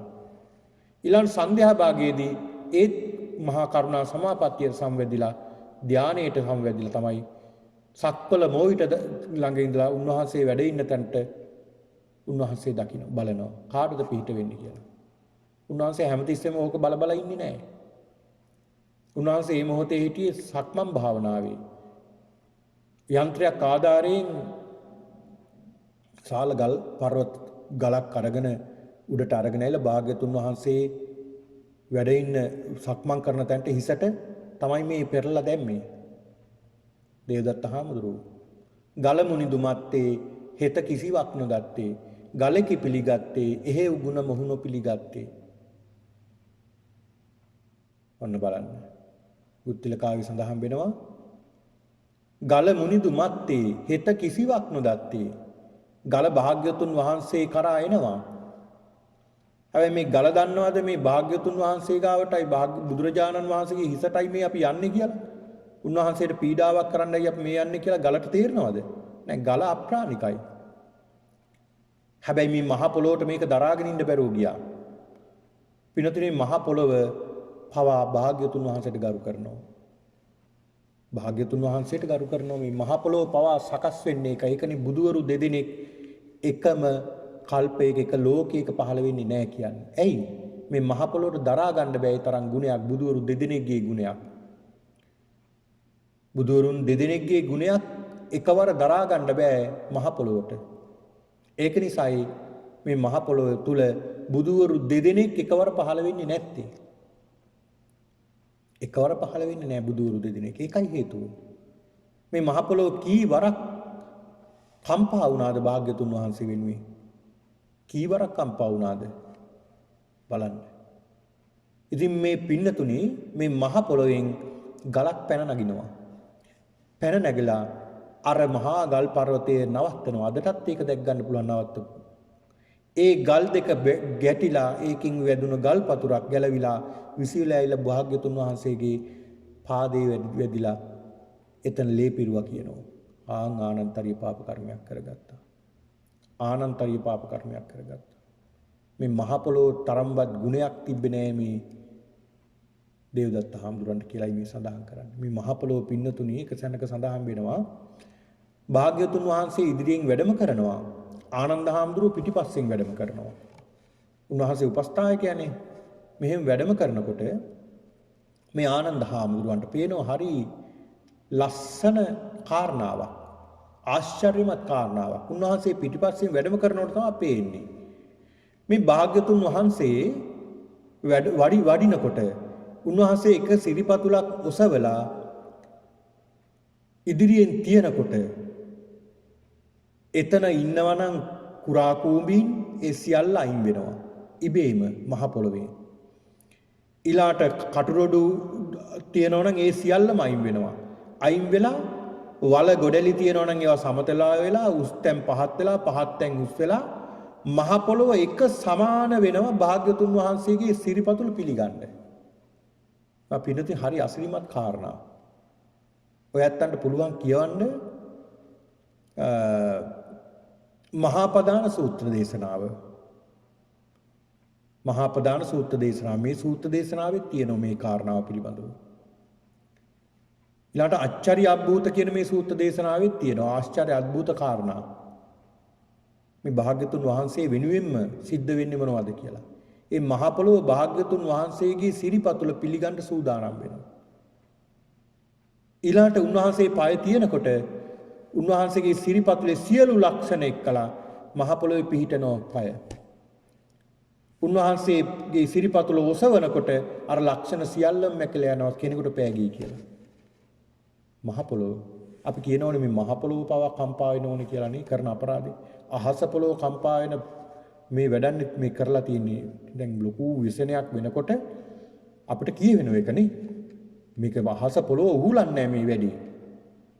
කියන අහස පොළොවටවත් උහුලන්න බෑ කියනවා. ආන් ඒ මහ පොළොව පවා කම්පා වුණා. භාග්‍යතුන් වහන්සේ පෙන්ලා දෙනවා ඒකට හේතුව තමයි මේ බුදුරජාණන් වහන්සේට මේ වගේ වෙසණයකට මුහුණ දෙන්න සිද්ධ වුණ හේතුව. බුදුහාමුදුරුවෝ පෙන්ලා දෙනවා පෙර තම සහෝදරයෙක් තමන්ගේ සහෝදරයා හිටිය මේ සහෝදරයා වස්තු තණ්හාව නිසා ධනේ දේපොළ බෙදා ගන්න සහෝදරයෝ සහෝදරය අතරත් ගැටුම් යනවනේ. මේ සහෝදරයා ගල් පර්වතයකට එක්කලා ගිහිල්ලා එතන ඉඳලා තල්ලු කරලා පල්ලෙහාට මරණයටපත් කළා. ආන් ඒක හේතුව නිසා විපාක දීගෙන ආවා. දීගෙන ඇවිල්ලා අවසානට සම්මා සම්බෝධියටපත් උනත් ආන් ඒකේ ශේෂය ඉතුරු වුණා. එතනත් විපාක දුන්නා. ඊළඟ සඳහන් වෙන පින්නතුනි ඒ භාග්‍යතුන් වහන්සේට මුහුණ දෙන්න සිද්ධ වුණ පස්වෙනි කර්මය ඒ තමයි මේ දුනු ආයුධය දෙවුවා මේ දේවදත්ත හාමුදුරුවෝ. දුනු ආයුධ යොදවලා උන්වහන්සේට විදලා මරණයටපත් කරන්න හැදුවේ. හැබැයි ඒකෙන් උන්වහන්සේට පීඩාවක් උනේ නැහැ. ඒ දුනු ආයුධ එන කෙනාට උන්වහන්සේ ධර්මයේ දේශනා කළ සත්‍ය වටහලා දුන්නා. හැබැයි මේ කාරණාවට උන්වහන්සේට මුහුණ දෙන්න සිද්ධ වුණේ උන්වහන්සේ පෙන්ලා දෙනවා පෙර කුඩා කාලයක පසේ බුදු කෙනෙක්ට ගලකින් ගහලා තියෙනවා. මේ ගලකින් ගහපු හේතුව නිසා ඒක විපාක දීගෙන ආවා. අවසානට සම්මා සම්බෝධියටපත් වෙලත් උන්වහන්සේට ඒකේ ශේෂයක් ඉතුරු වෙලා අන්න විපාක දුන්නා කියනවා. ඊළඟ නාලාගිරි හස්තියට රාපෝල භාග්‍යතුන් වහන්සේන ඉදිරියට එව්වා. උන්වහන්සේ විනාශ කරන්න බලාගෙන තමයි මේ දේවදත්ත හාමුදුරුවෝ මෙහෙම කළේ. හැබැයි මෙන්න මේ කාරණාව නිසා උන්වහන්සේ පෙන්ලා දෙනවා මහණෙනි මෙන්න මේ කාරණාවටත් හේතුව තමයි පෙර භවයකදී සිද්ධ කරපු කර්මයක්. ඒක තමයි පිටිපස්සෙන් ආවේ. ඒ තමයි පෙර ඇද්ගොව්වෙක් වෙලා සිටනකොට පෙර භවයක පසේ බුදු කෙනෙක්ව මැරීම සඳහා ඇතා මෙහෙवला තියෙනවා. ආන් ඒක හේතු කරගෙන විපාක දීගෙන ආවා. අවසානටත් මේ විපාකයට මුහුණ දෙන්න සිද්ධ වුණා ඒකේ ශේෂයක් නිසා. ඊළඟට පින්නතුනි භාග්‍යතුන් වහන්සේගේ සිරිපතුලේ ගල් පතුරක් වැදුනා. අර ගල පැමිණලා ගල් පතුරක් වැදිලා ලේ පිරුවා. ලේ පිරීම හේතුව භාග්‍යතුන් වහන්සේ පෙන්ලා දෙනවා. පෙර පෘථිවීශ්වර කියලා රජ කෙනෙක් වෙලා ඉන්නකොට යම්කිසි මිනිස්සෙක්ව යම්කිසි අපරාධයකට හෝ යම්කිසි මිනිස්සෙක් මරණයටපත් කරන්නට යෙදුන අන්නේ පාප කර්මයේ හේතුව නිසා තමයි මේ විදිහට මුහුණ දෙන්න සිද්ධ වුනේ. කියලා. ඊළඟ සඳහන් වෙනවා පින්නතුනි උන්වහන්සේට දැඩි හිසේ වේදනාවක් ආවා. හිස වේදනාවක්. ඒකට යම් ප්‍රතිකාරات සිද්ධ කළා ජීවක වෛද්‍යතුමා. නමුත් ඒක වරින් වර පැන නගින්න ගත්තා. මේ හිසේ වේදනාවෙන් හේතුව භාග්‍යතුන් වහන්සේ පෙන්ලා දෙනවා පෙර භවයක නෑයන් තමන්ගේ නෑයු පිරිසක් කෙවුලන් වෙලා කෙවුල කියලා කියන්නේ මාළු අල්ලන අය. තමන්ගේ මාළු අල්ලන නෑදෑයෝ මාළු අල්ලනවා. එතෙන්ට ගිහිල්ලා මාළු අල්ලනවා. මාළු ගෙහි අර අල්ලන මාළු පණ අයිදිනවා. ආන් ඒක දිහා බලාගෙන සතුටු වුණා. මාළු දඟලන හැටි අල්ලන හැටි කොක්කට අහු වෙන හැටි වේදනාව විඳින හැටි දැක සතුටු වුණා. ආන් ඒක හේතුව නිසා මේ අවසන් නොවන හිසේ අමාරුවක් ආවා. මේක හැම භවයකම විපාක දීලා ඒකේ ශේෂයක් විදිහට තාමත් ඉතිරියෝ තියෙනවා. ඊළඟ භාග්‍යතුන් වහන්සේට පින්නතුනි 12 වන වස් කාලයේ වේරංජාවේ වැඩ ඉන්නකොට වේරංජා කියන බමුණ ආරාධනා කළා වස් වාසය කරන්න සලකන්නම් කියලා සිව්පසෙන්. හැබැයි බමුණ ගියාම බමුණට අමතක වුණා. උන්වහන්සේට මේ මාස 3 මාසෙම වළඳන්න සිද්ධ වුණේ යවහාල්. යවහාල් කියලාගෙන අශ්වයන්ට දෙන හාල්. යවහාල් උන්වහන්සේට වළඳන්න දුනා. කාඩි හොදී. මේවා තමයි වළඳන්න සිද්ධ වුණේ. මේකට හේතුව භාග්‍යතුන් වහන්සේ පෙන්ලා දෙනවා. මේකට හේතුව තමයි පෙර පුස්ස බුදුරජාණන් වහන්සේට බුදුන් වහන්සේට උන්වහන්සේ පිණ්ඩපාතේ වඩිනකොට උන්වහන්සේට දොස් කියනවා මේ වගේ ප්‍රණීත ආහාර අවශ්‍ය නැහැ ඔබ වහන්සේලාට යවහල් වළඳන්න කියලා පිළිගන්නවා. ඒක තමයි හේතුව කියලා භාග්‍යවතුන් වහන්සේ පෙන්ලා දෙනවා. ඊළාට පින්නතුනි බුදුරජාණන් වහන්සේට තවත් කර්මයක් විපාක දුන්නා. ඒ තමයි හොඳ නොවන කොන්දේ අමාරුවක්. හොඳ සනීප නොවන කොන්දේ අමාරුවක් උන්වහන්සේට දුන්නා. කොන්දේ ආබාධයක්. ඒකට හේතුව භාග්‍යවතුන් වහන්සේ පෙන්ලා දෙන පෙර කලක මල්ලවපොර සූරයෙක් වෙලා ඉපදිලා මල්ලවපොර තරංගයකට ගිහිල්ලා ප්‍රතිවාදියා උස්සලා පොළවේ ගහලා කොන්ද කඩනවා. ඒක නිසා විපාක දීගෙන ආවා. බුද්ධත්වයටපත් වුණත් ඒකේ ශේෂය ආවා. ඒක තාමත් විපාක දුන්නා. ඊළාට 11 වෙනි කර්මයේ විදිහට පින්නතුනි බුදුරජාණන් වහන්සේ ලෝහිත පක්ඛන්දිකා කියලා රෝගයක් වෙනවා. ඉලේ අතිසාරය. මේ පින්නතුන් මතක ඇති. උන්වහන්සේ අවසානටත් උන්වහන්සේ පිරිනිවන් පාන්න මොහොතකට පෙරත් මේ රෝගේ වැළඳුණා. මේ ලෝහිත පක්ඛන්දිකා කියන මේ ලේ අතිසාරය කියන මේ රෝගේ වැළඳීමට හේතුව උන්වහන්සේ පෙන්ලා දෙනවා. පෙර වෛද්‍යවරු කියලා ඉන්නකොට සිටුවරයෙකුට බෙහෙත් කළා. සිටුවරයෙකුට බෙහෙත් කළා. හැබැයි මේ සිටුවරයා මුදල් දෙන්න වෙයි කියලා මේ සිටුවරයා මග අරින්න ගත්තා. මේ ලෙඩේ තාම සනීප නැහැ කියලා. හැබැයි මේ වෛද්‍යවරයා දන්නවා මේක සනීපයි. මෙයා බොරුවක් කරන්නේ. ඊට පස්සේ මොකද කළේ? මෙයාට විරේක බෙහෙත් දුන්න. විරේක යන්න විරේකත් එක්ක වමනෙත් එක්කලා විරේකත් එක්කලා යන්න ගියා. ලේත් යන්න ගියා. ඒක හේතු කරගෙන භාග්‍යතුන් වහන්සේ අන්නේ විපාකය ඇවිල්ලා විපාක දීලා බුදු බවටපත් උනත් මහණෙනි මට ඒකේ ශේෂය ඉතුරු වුණා. තාමත් විපාක දෙනවා. ඊළඟ භාග්‍යතුන් වහන්සේගේ අවසාන කර්මයේ පින්නතුන් 12 වෙනි කර්මය බුදුරජාණන් වහන්සේට වසර 6ක් දුෂ්කර ක්‍රියා සිද්ධ කරන්න සිද්ධ වුණා. පෙරම් පුරණ කාලෙදී පාරමිතා කියන්නේ භාග්‍යතුන් වහන්සේ අභිනිෂ්ක්‍මණය කරලා උන්වහන්සේ බුද්ධත්වයේ හොයන කාලේ අවුරුදු 6ක් උන්වහන්සේට දුෂ්කර ක්‍රියා කරන්න සිද්ධ වුණා. ඒකට හේතුව බුදුරජාණන් වහන්සේ පෙන්ලා දෙනවා පින්නතුනි. පෙර ජෝතිපාල මානවකයා වෙලා ඉපදිලා හිටියා පෙර. එහෙම ඉන්නකොට ගටිකාර කියලා බමුණෙක් තමන්ගේ යහළුවෙක් හිටියා. එයත් එක්කලා කාශ්‍යප බුදුරජාණන් වහන්සේට දොස් කිව්වා. ඒක හේතු කරගෙන තමයි ඒ කර්මය තමයි පිටිපස්සෙන් ආවේ කියලා භාග්‍යතුන් වහන්සේ පෙන්ලා දෙනවා. බලන්න මේ කර්මයේ ස්වභාවය කර්මයේ ස්වરૂපය. මම මේ සඳහන් කළේ භාග්‍යතුන් වහන්සේට විපාක දුන්න කර්ම 12. මේ කර්ම 12 ගැන හිතනකොට අපි ගැන අපි බය හිතෙන්න ඕනේ. අපේ අතින් මොන තරම් කර්ම සිද්ධ වෙලා තියෙනවද? සමාජයට අපි හිතනවා මේවා අපේ වාසියට අපව හරව ගන්නවා අපි කර්ම. ඒ සිද්ධ කරන කර්ම අපේ වාසියට හරව ගන්නවා. ඔය කර්ම තියෙනව පින්නතුනේ ditta ධම්ම වේදනීය. ඒ කරපු මොහොතේම කරපු භවයේම විපාක දෙනවා. ditta ධම්ම වේදනීය. ඊළඟ උපපජ්ජ වේදනීය කියලා කියන්නේ කරපු භවයේ විපාක දෙන්නේ නැහැ. ඒක දෙවෙනි භවයට යනවා.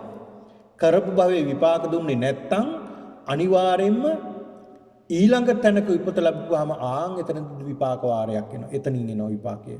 අනිවාර්යෙන් විපාක විඳිනවා. හැබැයි එතනින් විපාක දුන්නේ නැත්තම් උපපජ්ජ වේදනීය කියලා කර්මයක් තියෙනවා. තුන්වෙනි භවයේ විපාක දෙනවා. තුන්වෙනි භවයේ ඉඳලා කවදද නිවන් දකින්නේ? නිවන් දකින්න තැන දක්වාම එනවා. ඒක තමයි බුදුරජාණන් වහන්සේට මේ කර්ම 12 පිටිපස්සෙන් ආවේ. කරන කර්මය පින්නතුණි පිටිපස්සෙන් එනවා. ඒකයි මේ ගාථායි බුදුහාමුදුරු පෙන්ලා දුන්නේ. නහි පාපං කතං කප්පං සජ්ජුකීරං වමුංචති. කරපු පාප කර්මය ඒ වෙලාවෙම විපාක දෙන්නේ නැහැ. සජ්ජුකීරං වමුංචති. හරියට කිරි දෝපු ගාමම මිදෙන්නේ නැහැ වගේ. දහන්තම් බාලමන් වෙති. ඒ අඥානය මෝඩයා ඒ අකුසල් කරපු තැනත්තා දවනවා, පුලුස්සනවා. කොහොමද? හරියට බස්මච්චන්නව පාවකෝ. අඟුරු අර අලු යට තියෙන අඟුරු වගේ කොයි වෙලාවෙ හරි මතුවෙනවා. ඒ මතුවේවි අපි විනාශ කරනවා. ඒක නිසා අපි අපේ ජීවිතේ වැඩිපුර කරගන්න ඕනේ කුසල්. මේ භාග්‍යතුන් වහන්සේ වැඩ ඉන්නවා. Tamanට විහාරස්ථානයක් තියෙනවා. Tamanට ඕන වෙලාවක විහාරස්ථානට පැමිණෙන්න පුළුවන්. මලක් පහනක් පූජා කළා භාග්‍යතුන් වහන්සේ වන්දනා කරලා ශ්‍රද්ධාව ඇති කරගෙන මේ මාගේ තිලෝගුරු බුදුරජාණන් වහන්සේ නේද? උන්වහන්සේ දකින්ටයි මං ආවේ. උන්වහන්සේට මොනවද අඩුපාඩු? මේවා ගැන හිතමින් බුද්ධානුස්සතිය වැඩෙනවා. නිතර බුදුහාමුදුරු ගැන හිතනකොට, නිතර බුදුහාමුදුරුගේ ගුණ හිතනකොට අනේ පිටු සිටුතුමා බලන්න සුදත්තක කියලා සිටුවරයා කියලායි නම තිබුණේ. සුදත්ත. පස්සේ අනාථ පිණ්ඩික කියන නම හැදුනේ. භාග්‍යතුන් වහන්සේ කවදාවත් දැකලා තිබ්බේ නැහැ. තමන්ගේ යාළුවෙක්ගේ ගෙදරට ගියා. යාළුවා බ්ලහිලහි රැහත් වෙනවා යම්කිසි උත්සවයක් වගේ. අහනවා මොකක්ද හේතුව? බුදුන් වඩිනවා මගේ ගෙදරට දාන්න. බුද්ධ කියලා කියනකොට අර පෙර සසරේ තිබුණ පින මතුවෙන්න ගත්තා. බුදු කෙනෙක් පහළ වෙලා ලෝකේ. දැන් මේ සිටුතුමාට සිහියක් නැහැ බුදුහාමුදුරු දකින්න. දැන් මේ සන්ධ්‍යා කාලේ නිින්දට ගියා. හිතනවමයි වැඩේ බුදුහාමුදුරු කොහොම කෙනෙක්ද? බුද්ධ කියලා කෙනෙක් කියන්නේ කොහොම කෙනෙක්ද? මං අහලා තියෙනවා බුද්ධ කියන මෙහෙම කෙනෙක්. කොහොම කෙනෙක්ද කියලා දැන් හිතනවා. බුදුහාමුදුරු ගැනමයි මෙනෙහි කළේ. වැඩෙන්න ගත්ත භාවනාවක්. නිින්දට ගියත් භාවනාව වැඩෙන්න ගත්තා. ඇයි බුදුහාමුදුරු ගැන හිතන්නේ? පින්නතුනි ආලෝක කසින පහළ වුණා කියනවා. ඒකනේ දැන් එළි වෙලා කියලා එළිය වැටලා කියලා පේන්නේ පෙන්ලානේ එළියට යන්නේ. එළියට ගිහලා ටික දුරක් යනකොට එකපාරටම අර කසිනේ නැති වෙනවා. නැවතත් අඳුර පහළ වෙනවා. ඊට පස්සේ කල්පනා කරනවා දැන් මේ අඳුරුනේ මට ආලෝකෙනේ පෙවුනේ. ආයෙ ඇවිල්ලා නිදා ගන්නවා. ආයෙත් පේන්න ගත්තා. නිින්ද ගියේ නැහැ. තුන් පාරක්. මෙහෙම උනේ ඇයි? භාග්‍යතුන් වහන්සේ ගැන නිතර හිතන්න ගත්තා. බුද්ධානුස්සතිය වැඩෙනවා එතකොට. සතං අස්සතරී රතා සතං කඤ්ඤා සහස්සාය ආමත්ත මණිකුණ්ඩලා ඒකං ස පද වීතිහාරස්ස කලංනාග්ගති සෝලසින්. මේක සක්‍ර දෙවියෝ සඳහන් කරන්නේ මොකද්ද මේ? සඳහන් කරන මේ දෙවියෝ සතං හත්ති ඇත්තු 100ක් 1000ක් පෙරහැරේ තියා ගන්නවා. ඇත්තු 1000ක් විතර 100 ගාණක් ඇත්තු ලැහැත්ති කර ගන්නව සරසලා පෙරහැරට. සතං අස්සා අස්සිය 10000 ගාණක් ලැහැත්ති කර ගන්නවා පෙරහැරට. සතං අස්සතරී රතා අස්ව කරත්තත් ලැහැත්ති කර ගන්නව 10000 ගාණක් සරසලා ලස්සන්ට සරසලා ලැහැත්ති කර ගන්නව මොකටද මේ පෙරහැරකට. සතං කඤ්ඤා සහස්සාය 10000 ගාණක් කාන්තාවොත් සර්වාභරණයෙන් සරසලා අර ඇත්තුන්ගේ පිට අශ්වයන්ගේ පිට කරත්තවල තියලා ලැහැත්ති කර ගන්නවා මේ පෙරහැරේ යන්න තමයි. ආමත්ත මණිකුණ්ඩලා සියලු ආභරණත් ඇතුව ඒකස්ස පද වීර්යාරස්ස කලන්නාග්ගති සෝලසින්. එහෙම පින්නතුනි යන පෙරහැරක් දැන් අපි ඒ වගේ සරසගෙන ඇත්තු 800,000 ගාණක් සරසගෙන ලොකු පෙරහැරකන අපිට කොච්චර ගැඹීරත්වයක්ද ඒක. අපි මේ ගමන ගියත් මේ දෙවියෝ සඳහන් කරනවා එහෙම යන ගමනකට අලගු තියන්නත් බෑ බුදුහාමුදුරු දකින්න යන ගමනකට. කලන්නාග්ගති සෝලසින් සොලොස් කලාවෙන් එක කලාවක් තරම්වත් වටින්නේ නැහැ කියන්නේ. මොකද්ද මේ සොලොස් කලාව? කලා 16ක් තියෙනවා කියනවා. සොලොස් කලාවෙන් එක කලාවක්. පිනතුනේ මේ සොලොස් කලාවෙන් එක කලාවක් කියපුවාම මෙතන 16න් එකක් කියන එක නෙමෙයි. සඳහන් වෙන්නේ 16කට බෙදන්න ඕනේ. අපි හිතමු කේක් කෑල්ලක් කියලා. කේක් කෑල්ල ඉස්සල්ලාම 16කට බෙදෙනවා. ඒකෙන් එන එක කෑල්ලක් ආයෙ 16කට බෙදෙනවා. ඒකෙන් එන කෑල්ලක් ආයෙ 16කට බෙදෙනවා. මේ විදිහට 16 වතාවක් වර්ග කරනවා. ඒකෙන් එන අවසාන එක තමයි 16 වෙනි එක තමයි එක කලාවක් කියලා කියන්නේ. එච්චරවත් වටින්නේ නැහැ කියනවා. භාග්‍යතුන් වහන්සේ බලන්න යන ගම කොච්චර වටිනවද? ඒක නිසා ඔබ සියලු දෙනා මේ පැමිණියේ භාග්‍යතුන් වහන්සේ දකින්න. බුදුහාමුදුරන් මලක් පහනක් පූජා කළා. බුදුහාමුදුරුවෝ දේශනා කළ දහම් පදයක් ශ්‍රවණය කරලා බුද්ධානුස්සතිය ඇති කරගෙන බොහෝම සතුටටපත් වෙන්න. ඉතින් ඒක නිසා මේ මොහොතේ සිහිපත් කරගන්න. අද මේ පින්නතුන් මේ පොසොන් පුර 15ක පොහොය දැනේ සිහිපත් කරගෙන මේ සියලු දෙනාම බොහෝ සෙයින් කුසල් දහම් වඩන්නට යෙදුණා. පින්කම් සිද්ධ කරගත්තා. ධර්ම ශ්‍රවණය කරන්නට යෙදුණා. මේ සිද්ධ කරගත්තා වූ සියලු කුසලානුභාව ශක්තිය මේ පින්නතුන් නමින් මිය පරලෝකීය මව්දිවම්පියන් ගුරුවරුන් ඥාතීන් ආදී මිය ගිය සියලු ඥාතීන් උදෙසා අනුමෝදන් කරමු. අනුමෝදන් වේවා. අනුමෝදන් වීමෙන් සියලු ඥාතීන් දුකින් අත මිදී උතුම් නිවනින් සැනසෙත්වා කියලා සාදු කියලා ප්‍රාර්ථනා කරගන්න. දෙවියන්ටත් මේ පින් අනුමෝදන් කරමු. අනුමෝදන් වේවා සියලු දෙවියෝ මේ පින් දැක බලා සතුටටපත් වෙත්වා. දෙවියොත් පතන බෝධියකින් උතුම් නිවනින්ම සැනසෙත්වා කියලා සාදු කියලා ප්‍රාර්ථනා කරගන්න. ඒ වගේම තම තමන්ටත් මේ උතුම් උදාාරතර කුසල කර්මයකසේ හේතු වාසනා වේවා. මේ උතුම් පින්කමේ බලයෙන් මේ සියලු දෙනාම නිදුක් වෙත්වා, නිරෝගී වෙත්වා, සුවපත් වෙත්වා. කරන කියන සියලු කටයුතු සාර්ථක වේවා. යන්නේන ගමන බිමන සාර්ථක වේවා. සිතුම් පැතුම් සාර්ථක වේවා. කායික සහනය මානසික සහනයම සැලසේවා. උතුම් අමා මහ නිවනින් සැනසීමට මේ උතුම් පින්කම හේතු වාසනා වේවා කියලා සාදු කියලා ප්‍රාර්ථනා කරගන්න. ආකාසට්ඨා ච බුම්මට්ඨා දීවා නාග මහිද්దికා පුඤ්ඤන්තං අනුමෝදිත්වා චිරං රක්ඛන්තු ශාසනං. ආකාසට්ඨා ච බුම්මට්ඨා දීවා නාග මහිද්దికා පුඤ්ඤන්තං අනුමෝදිත්වා චිරං රක්ඛන්තු දේශනං. ආකාසට්ඨා ච බුම්මට්ඨා දීවා නාග මහිද්దికා පුඤ්ඤන්තං අනුමෝදිත්වා චිරං රක්ඛන්තු මං පරන්ති.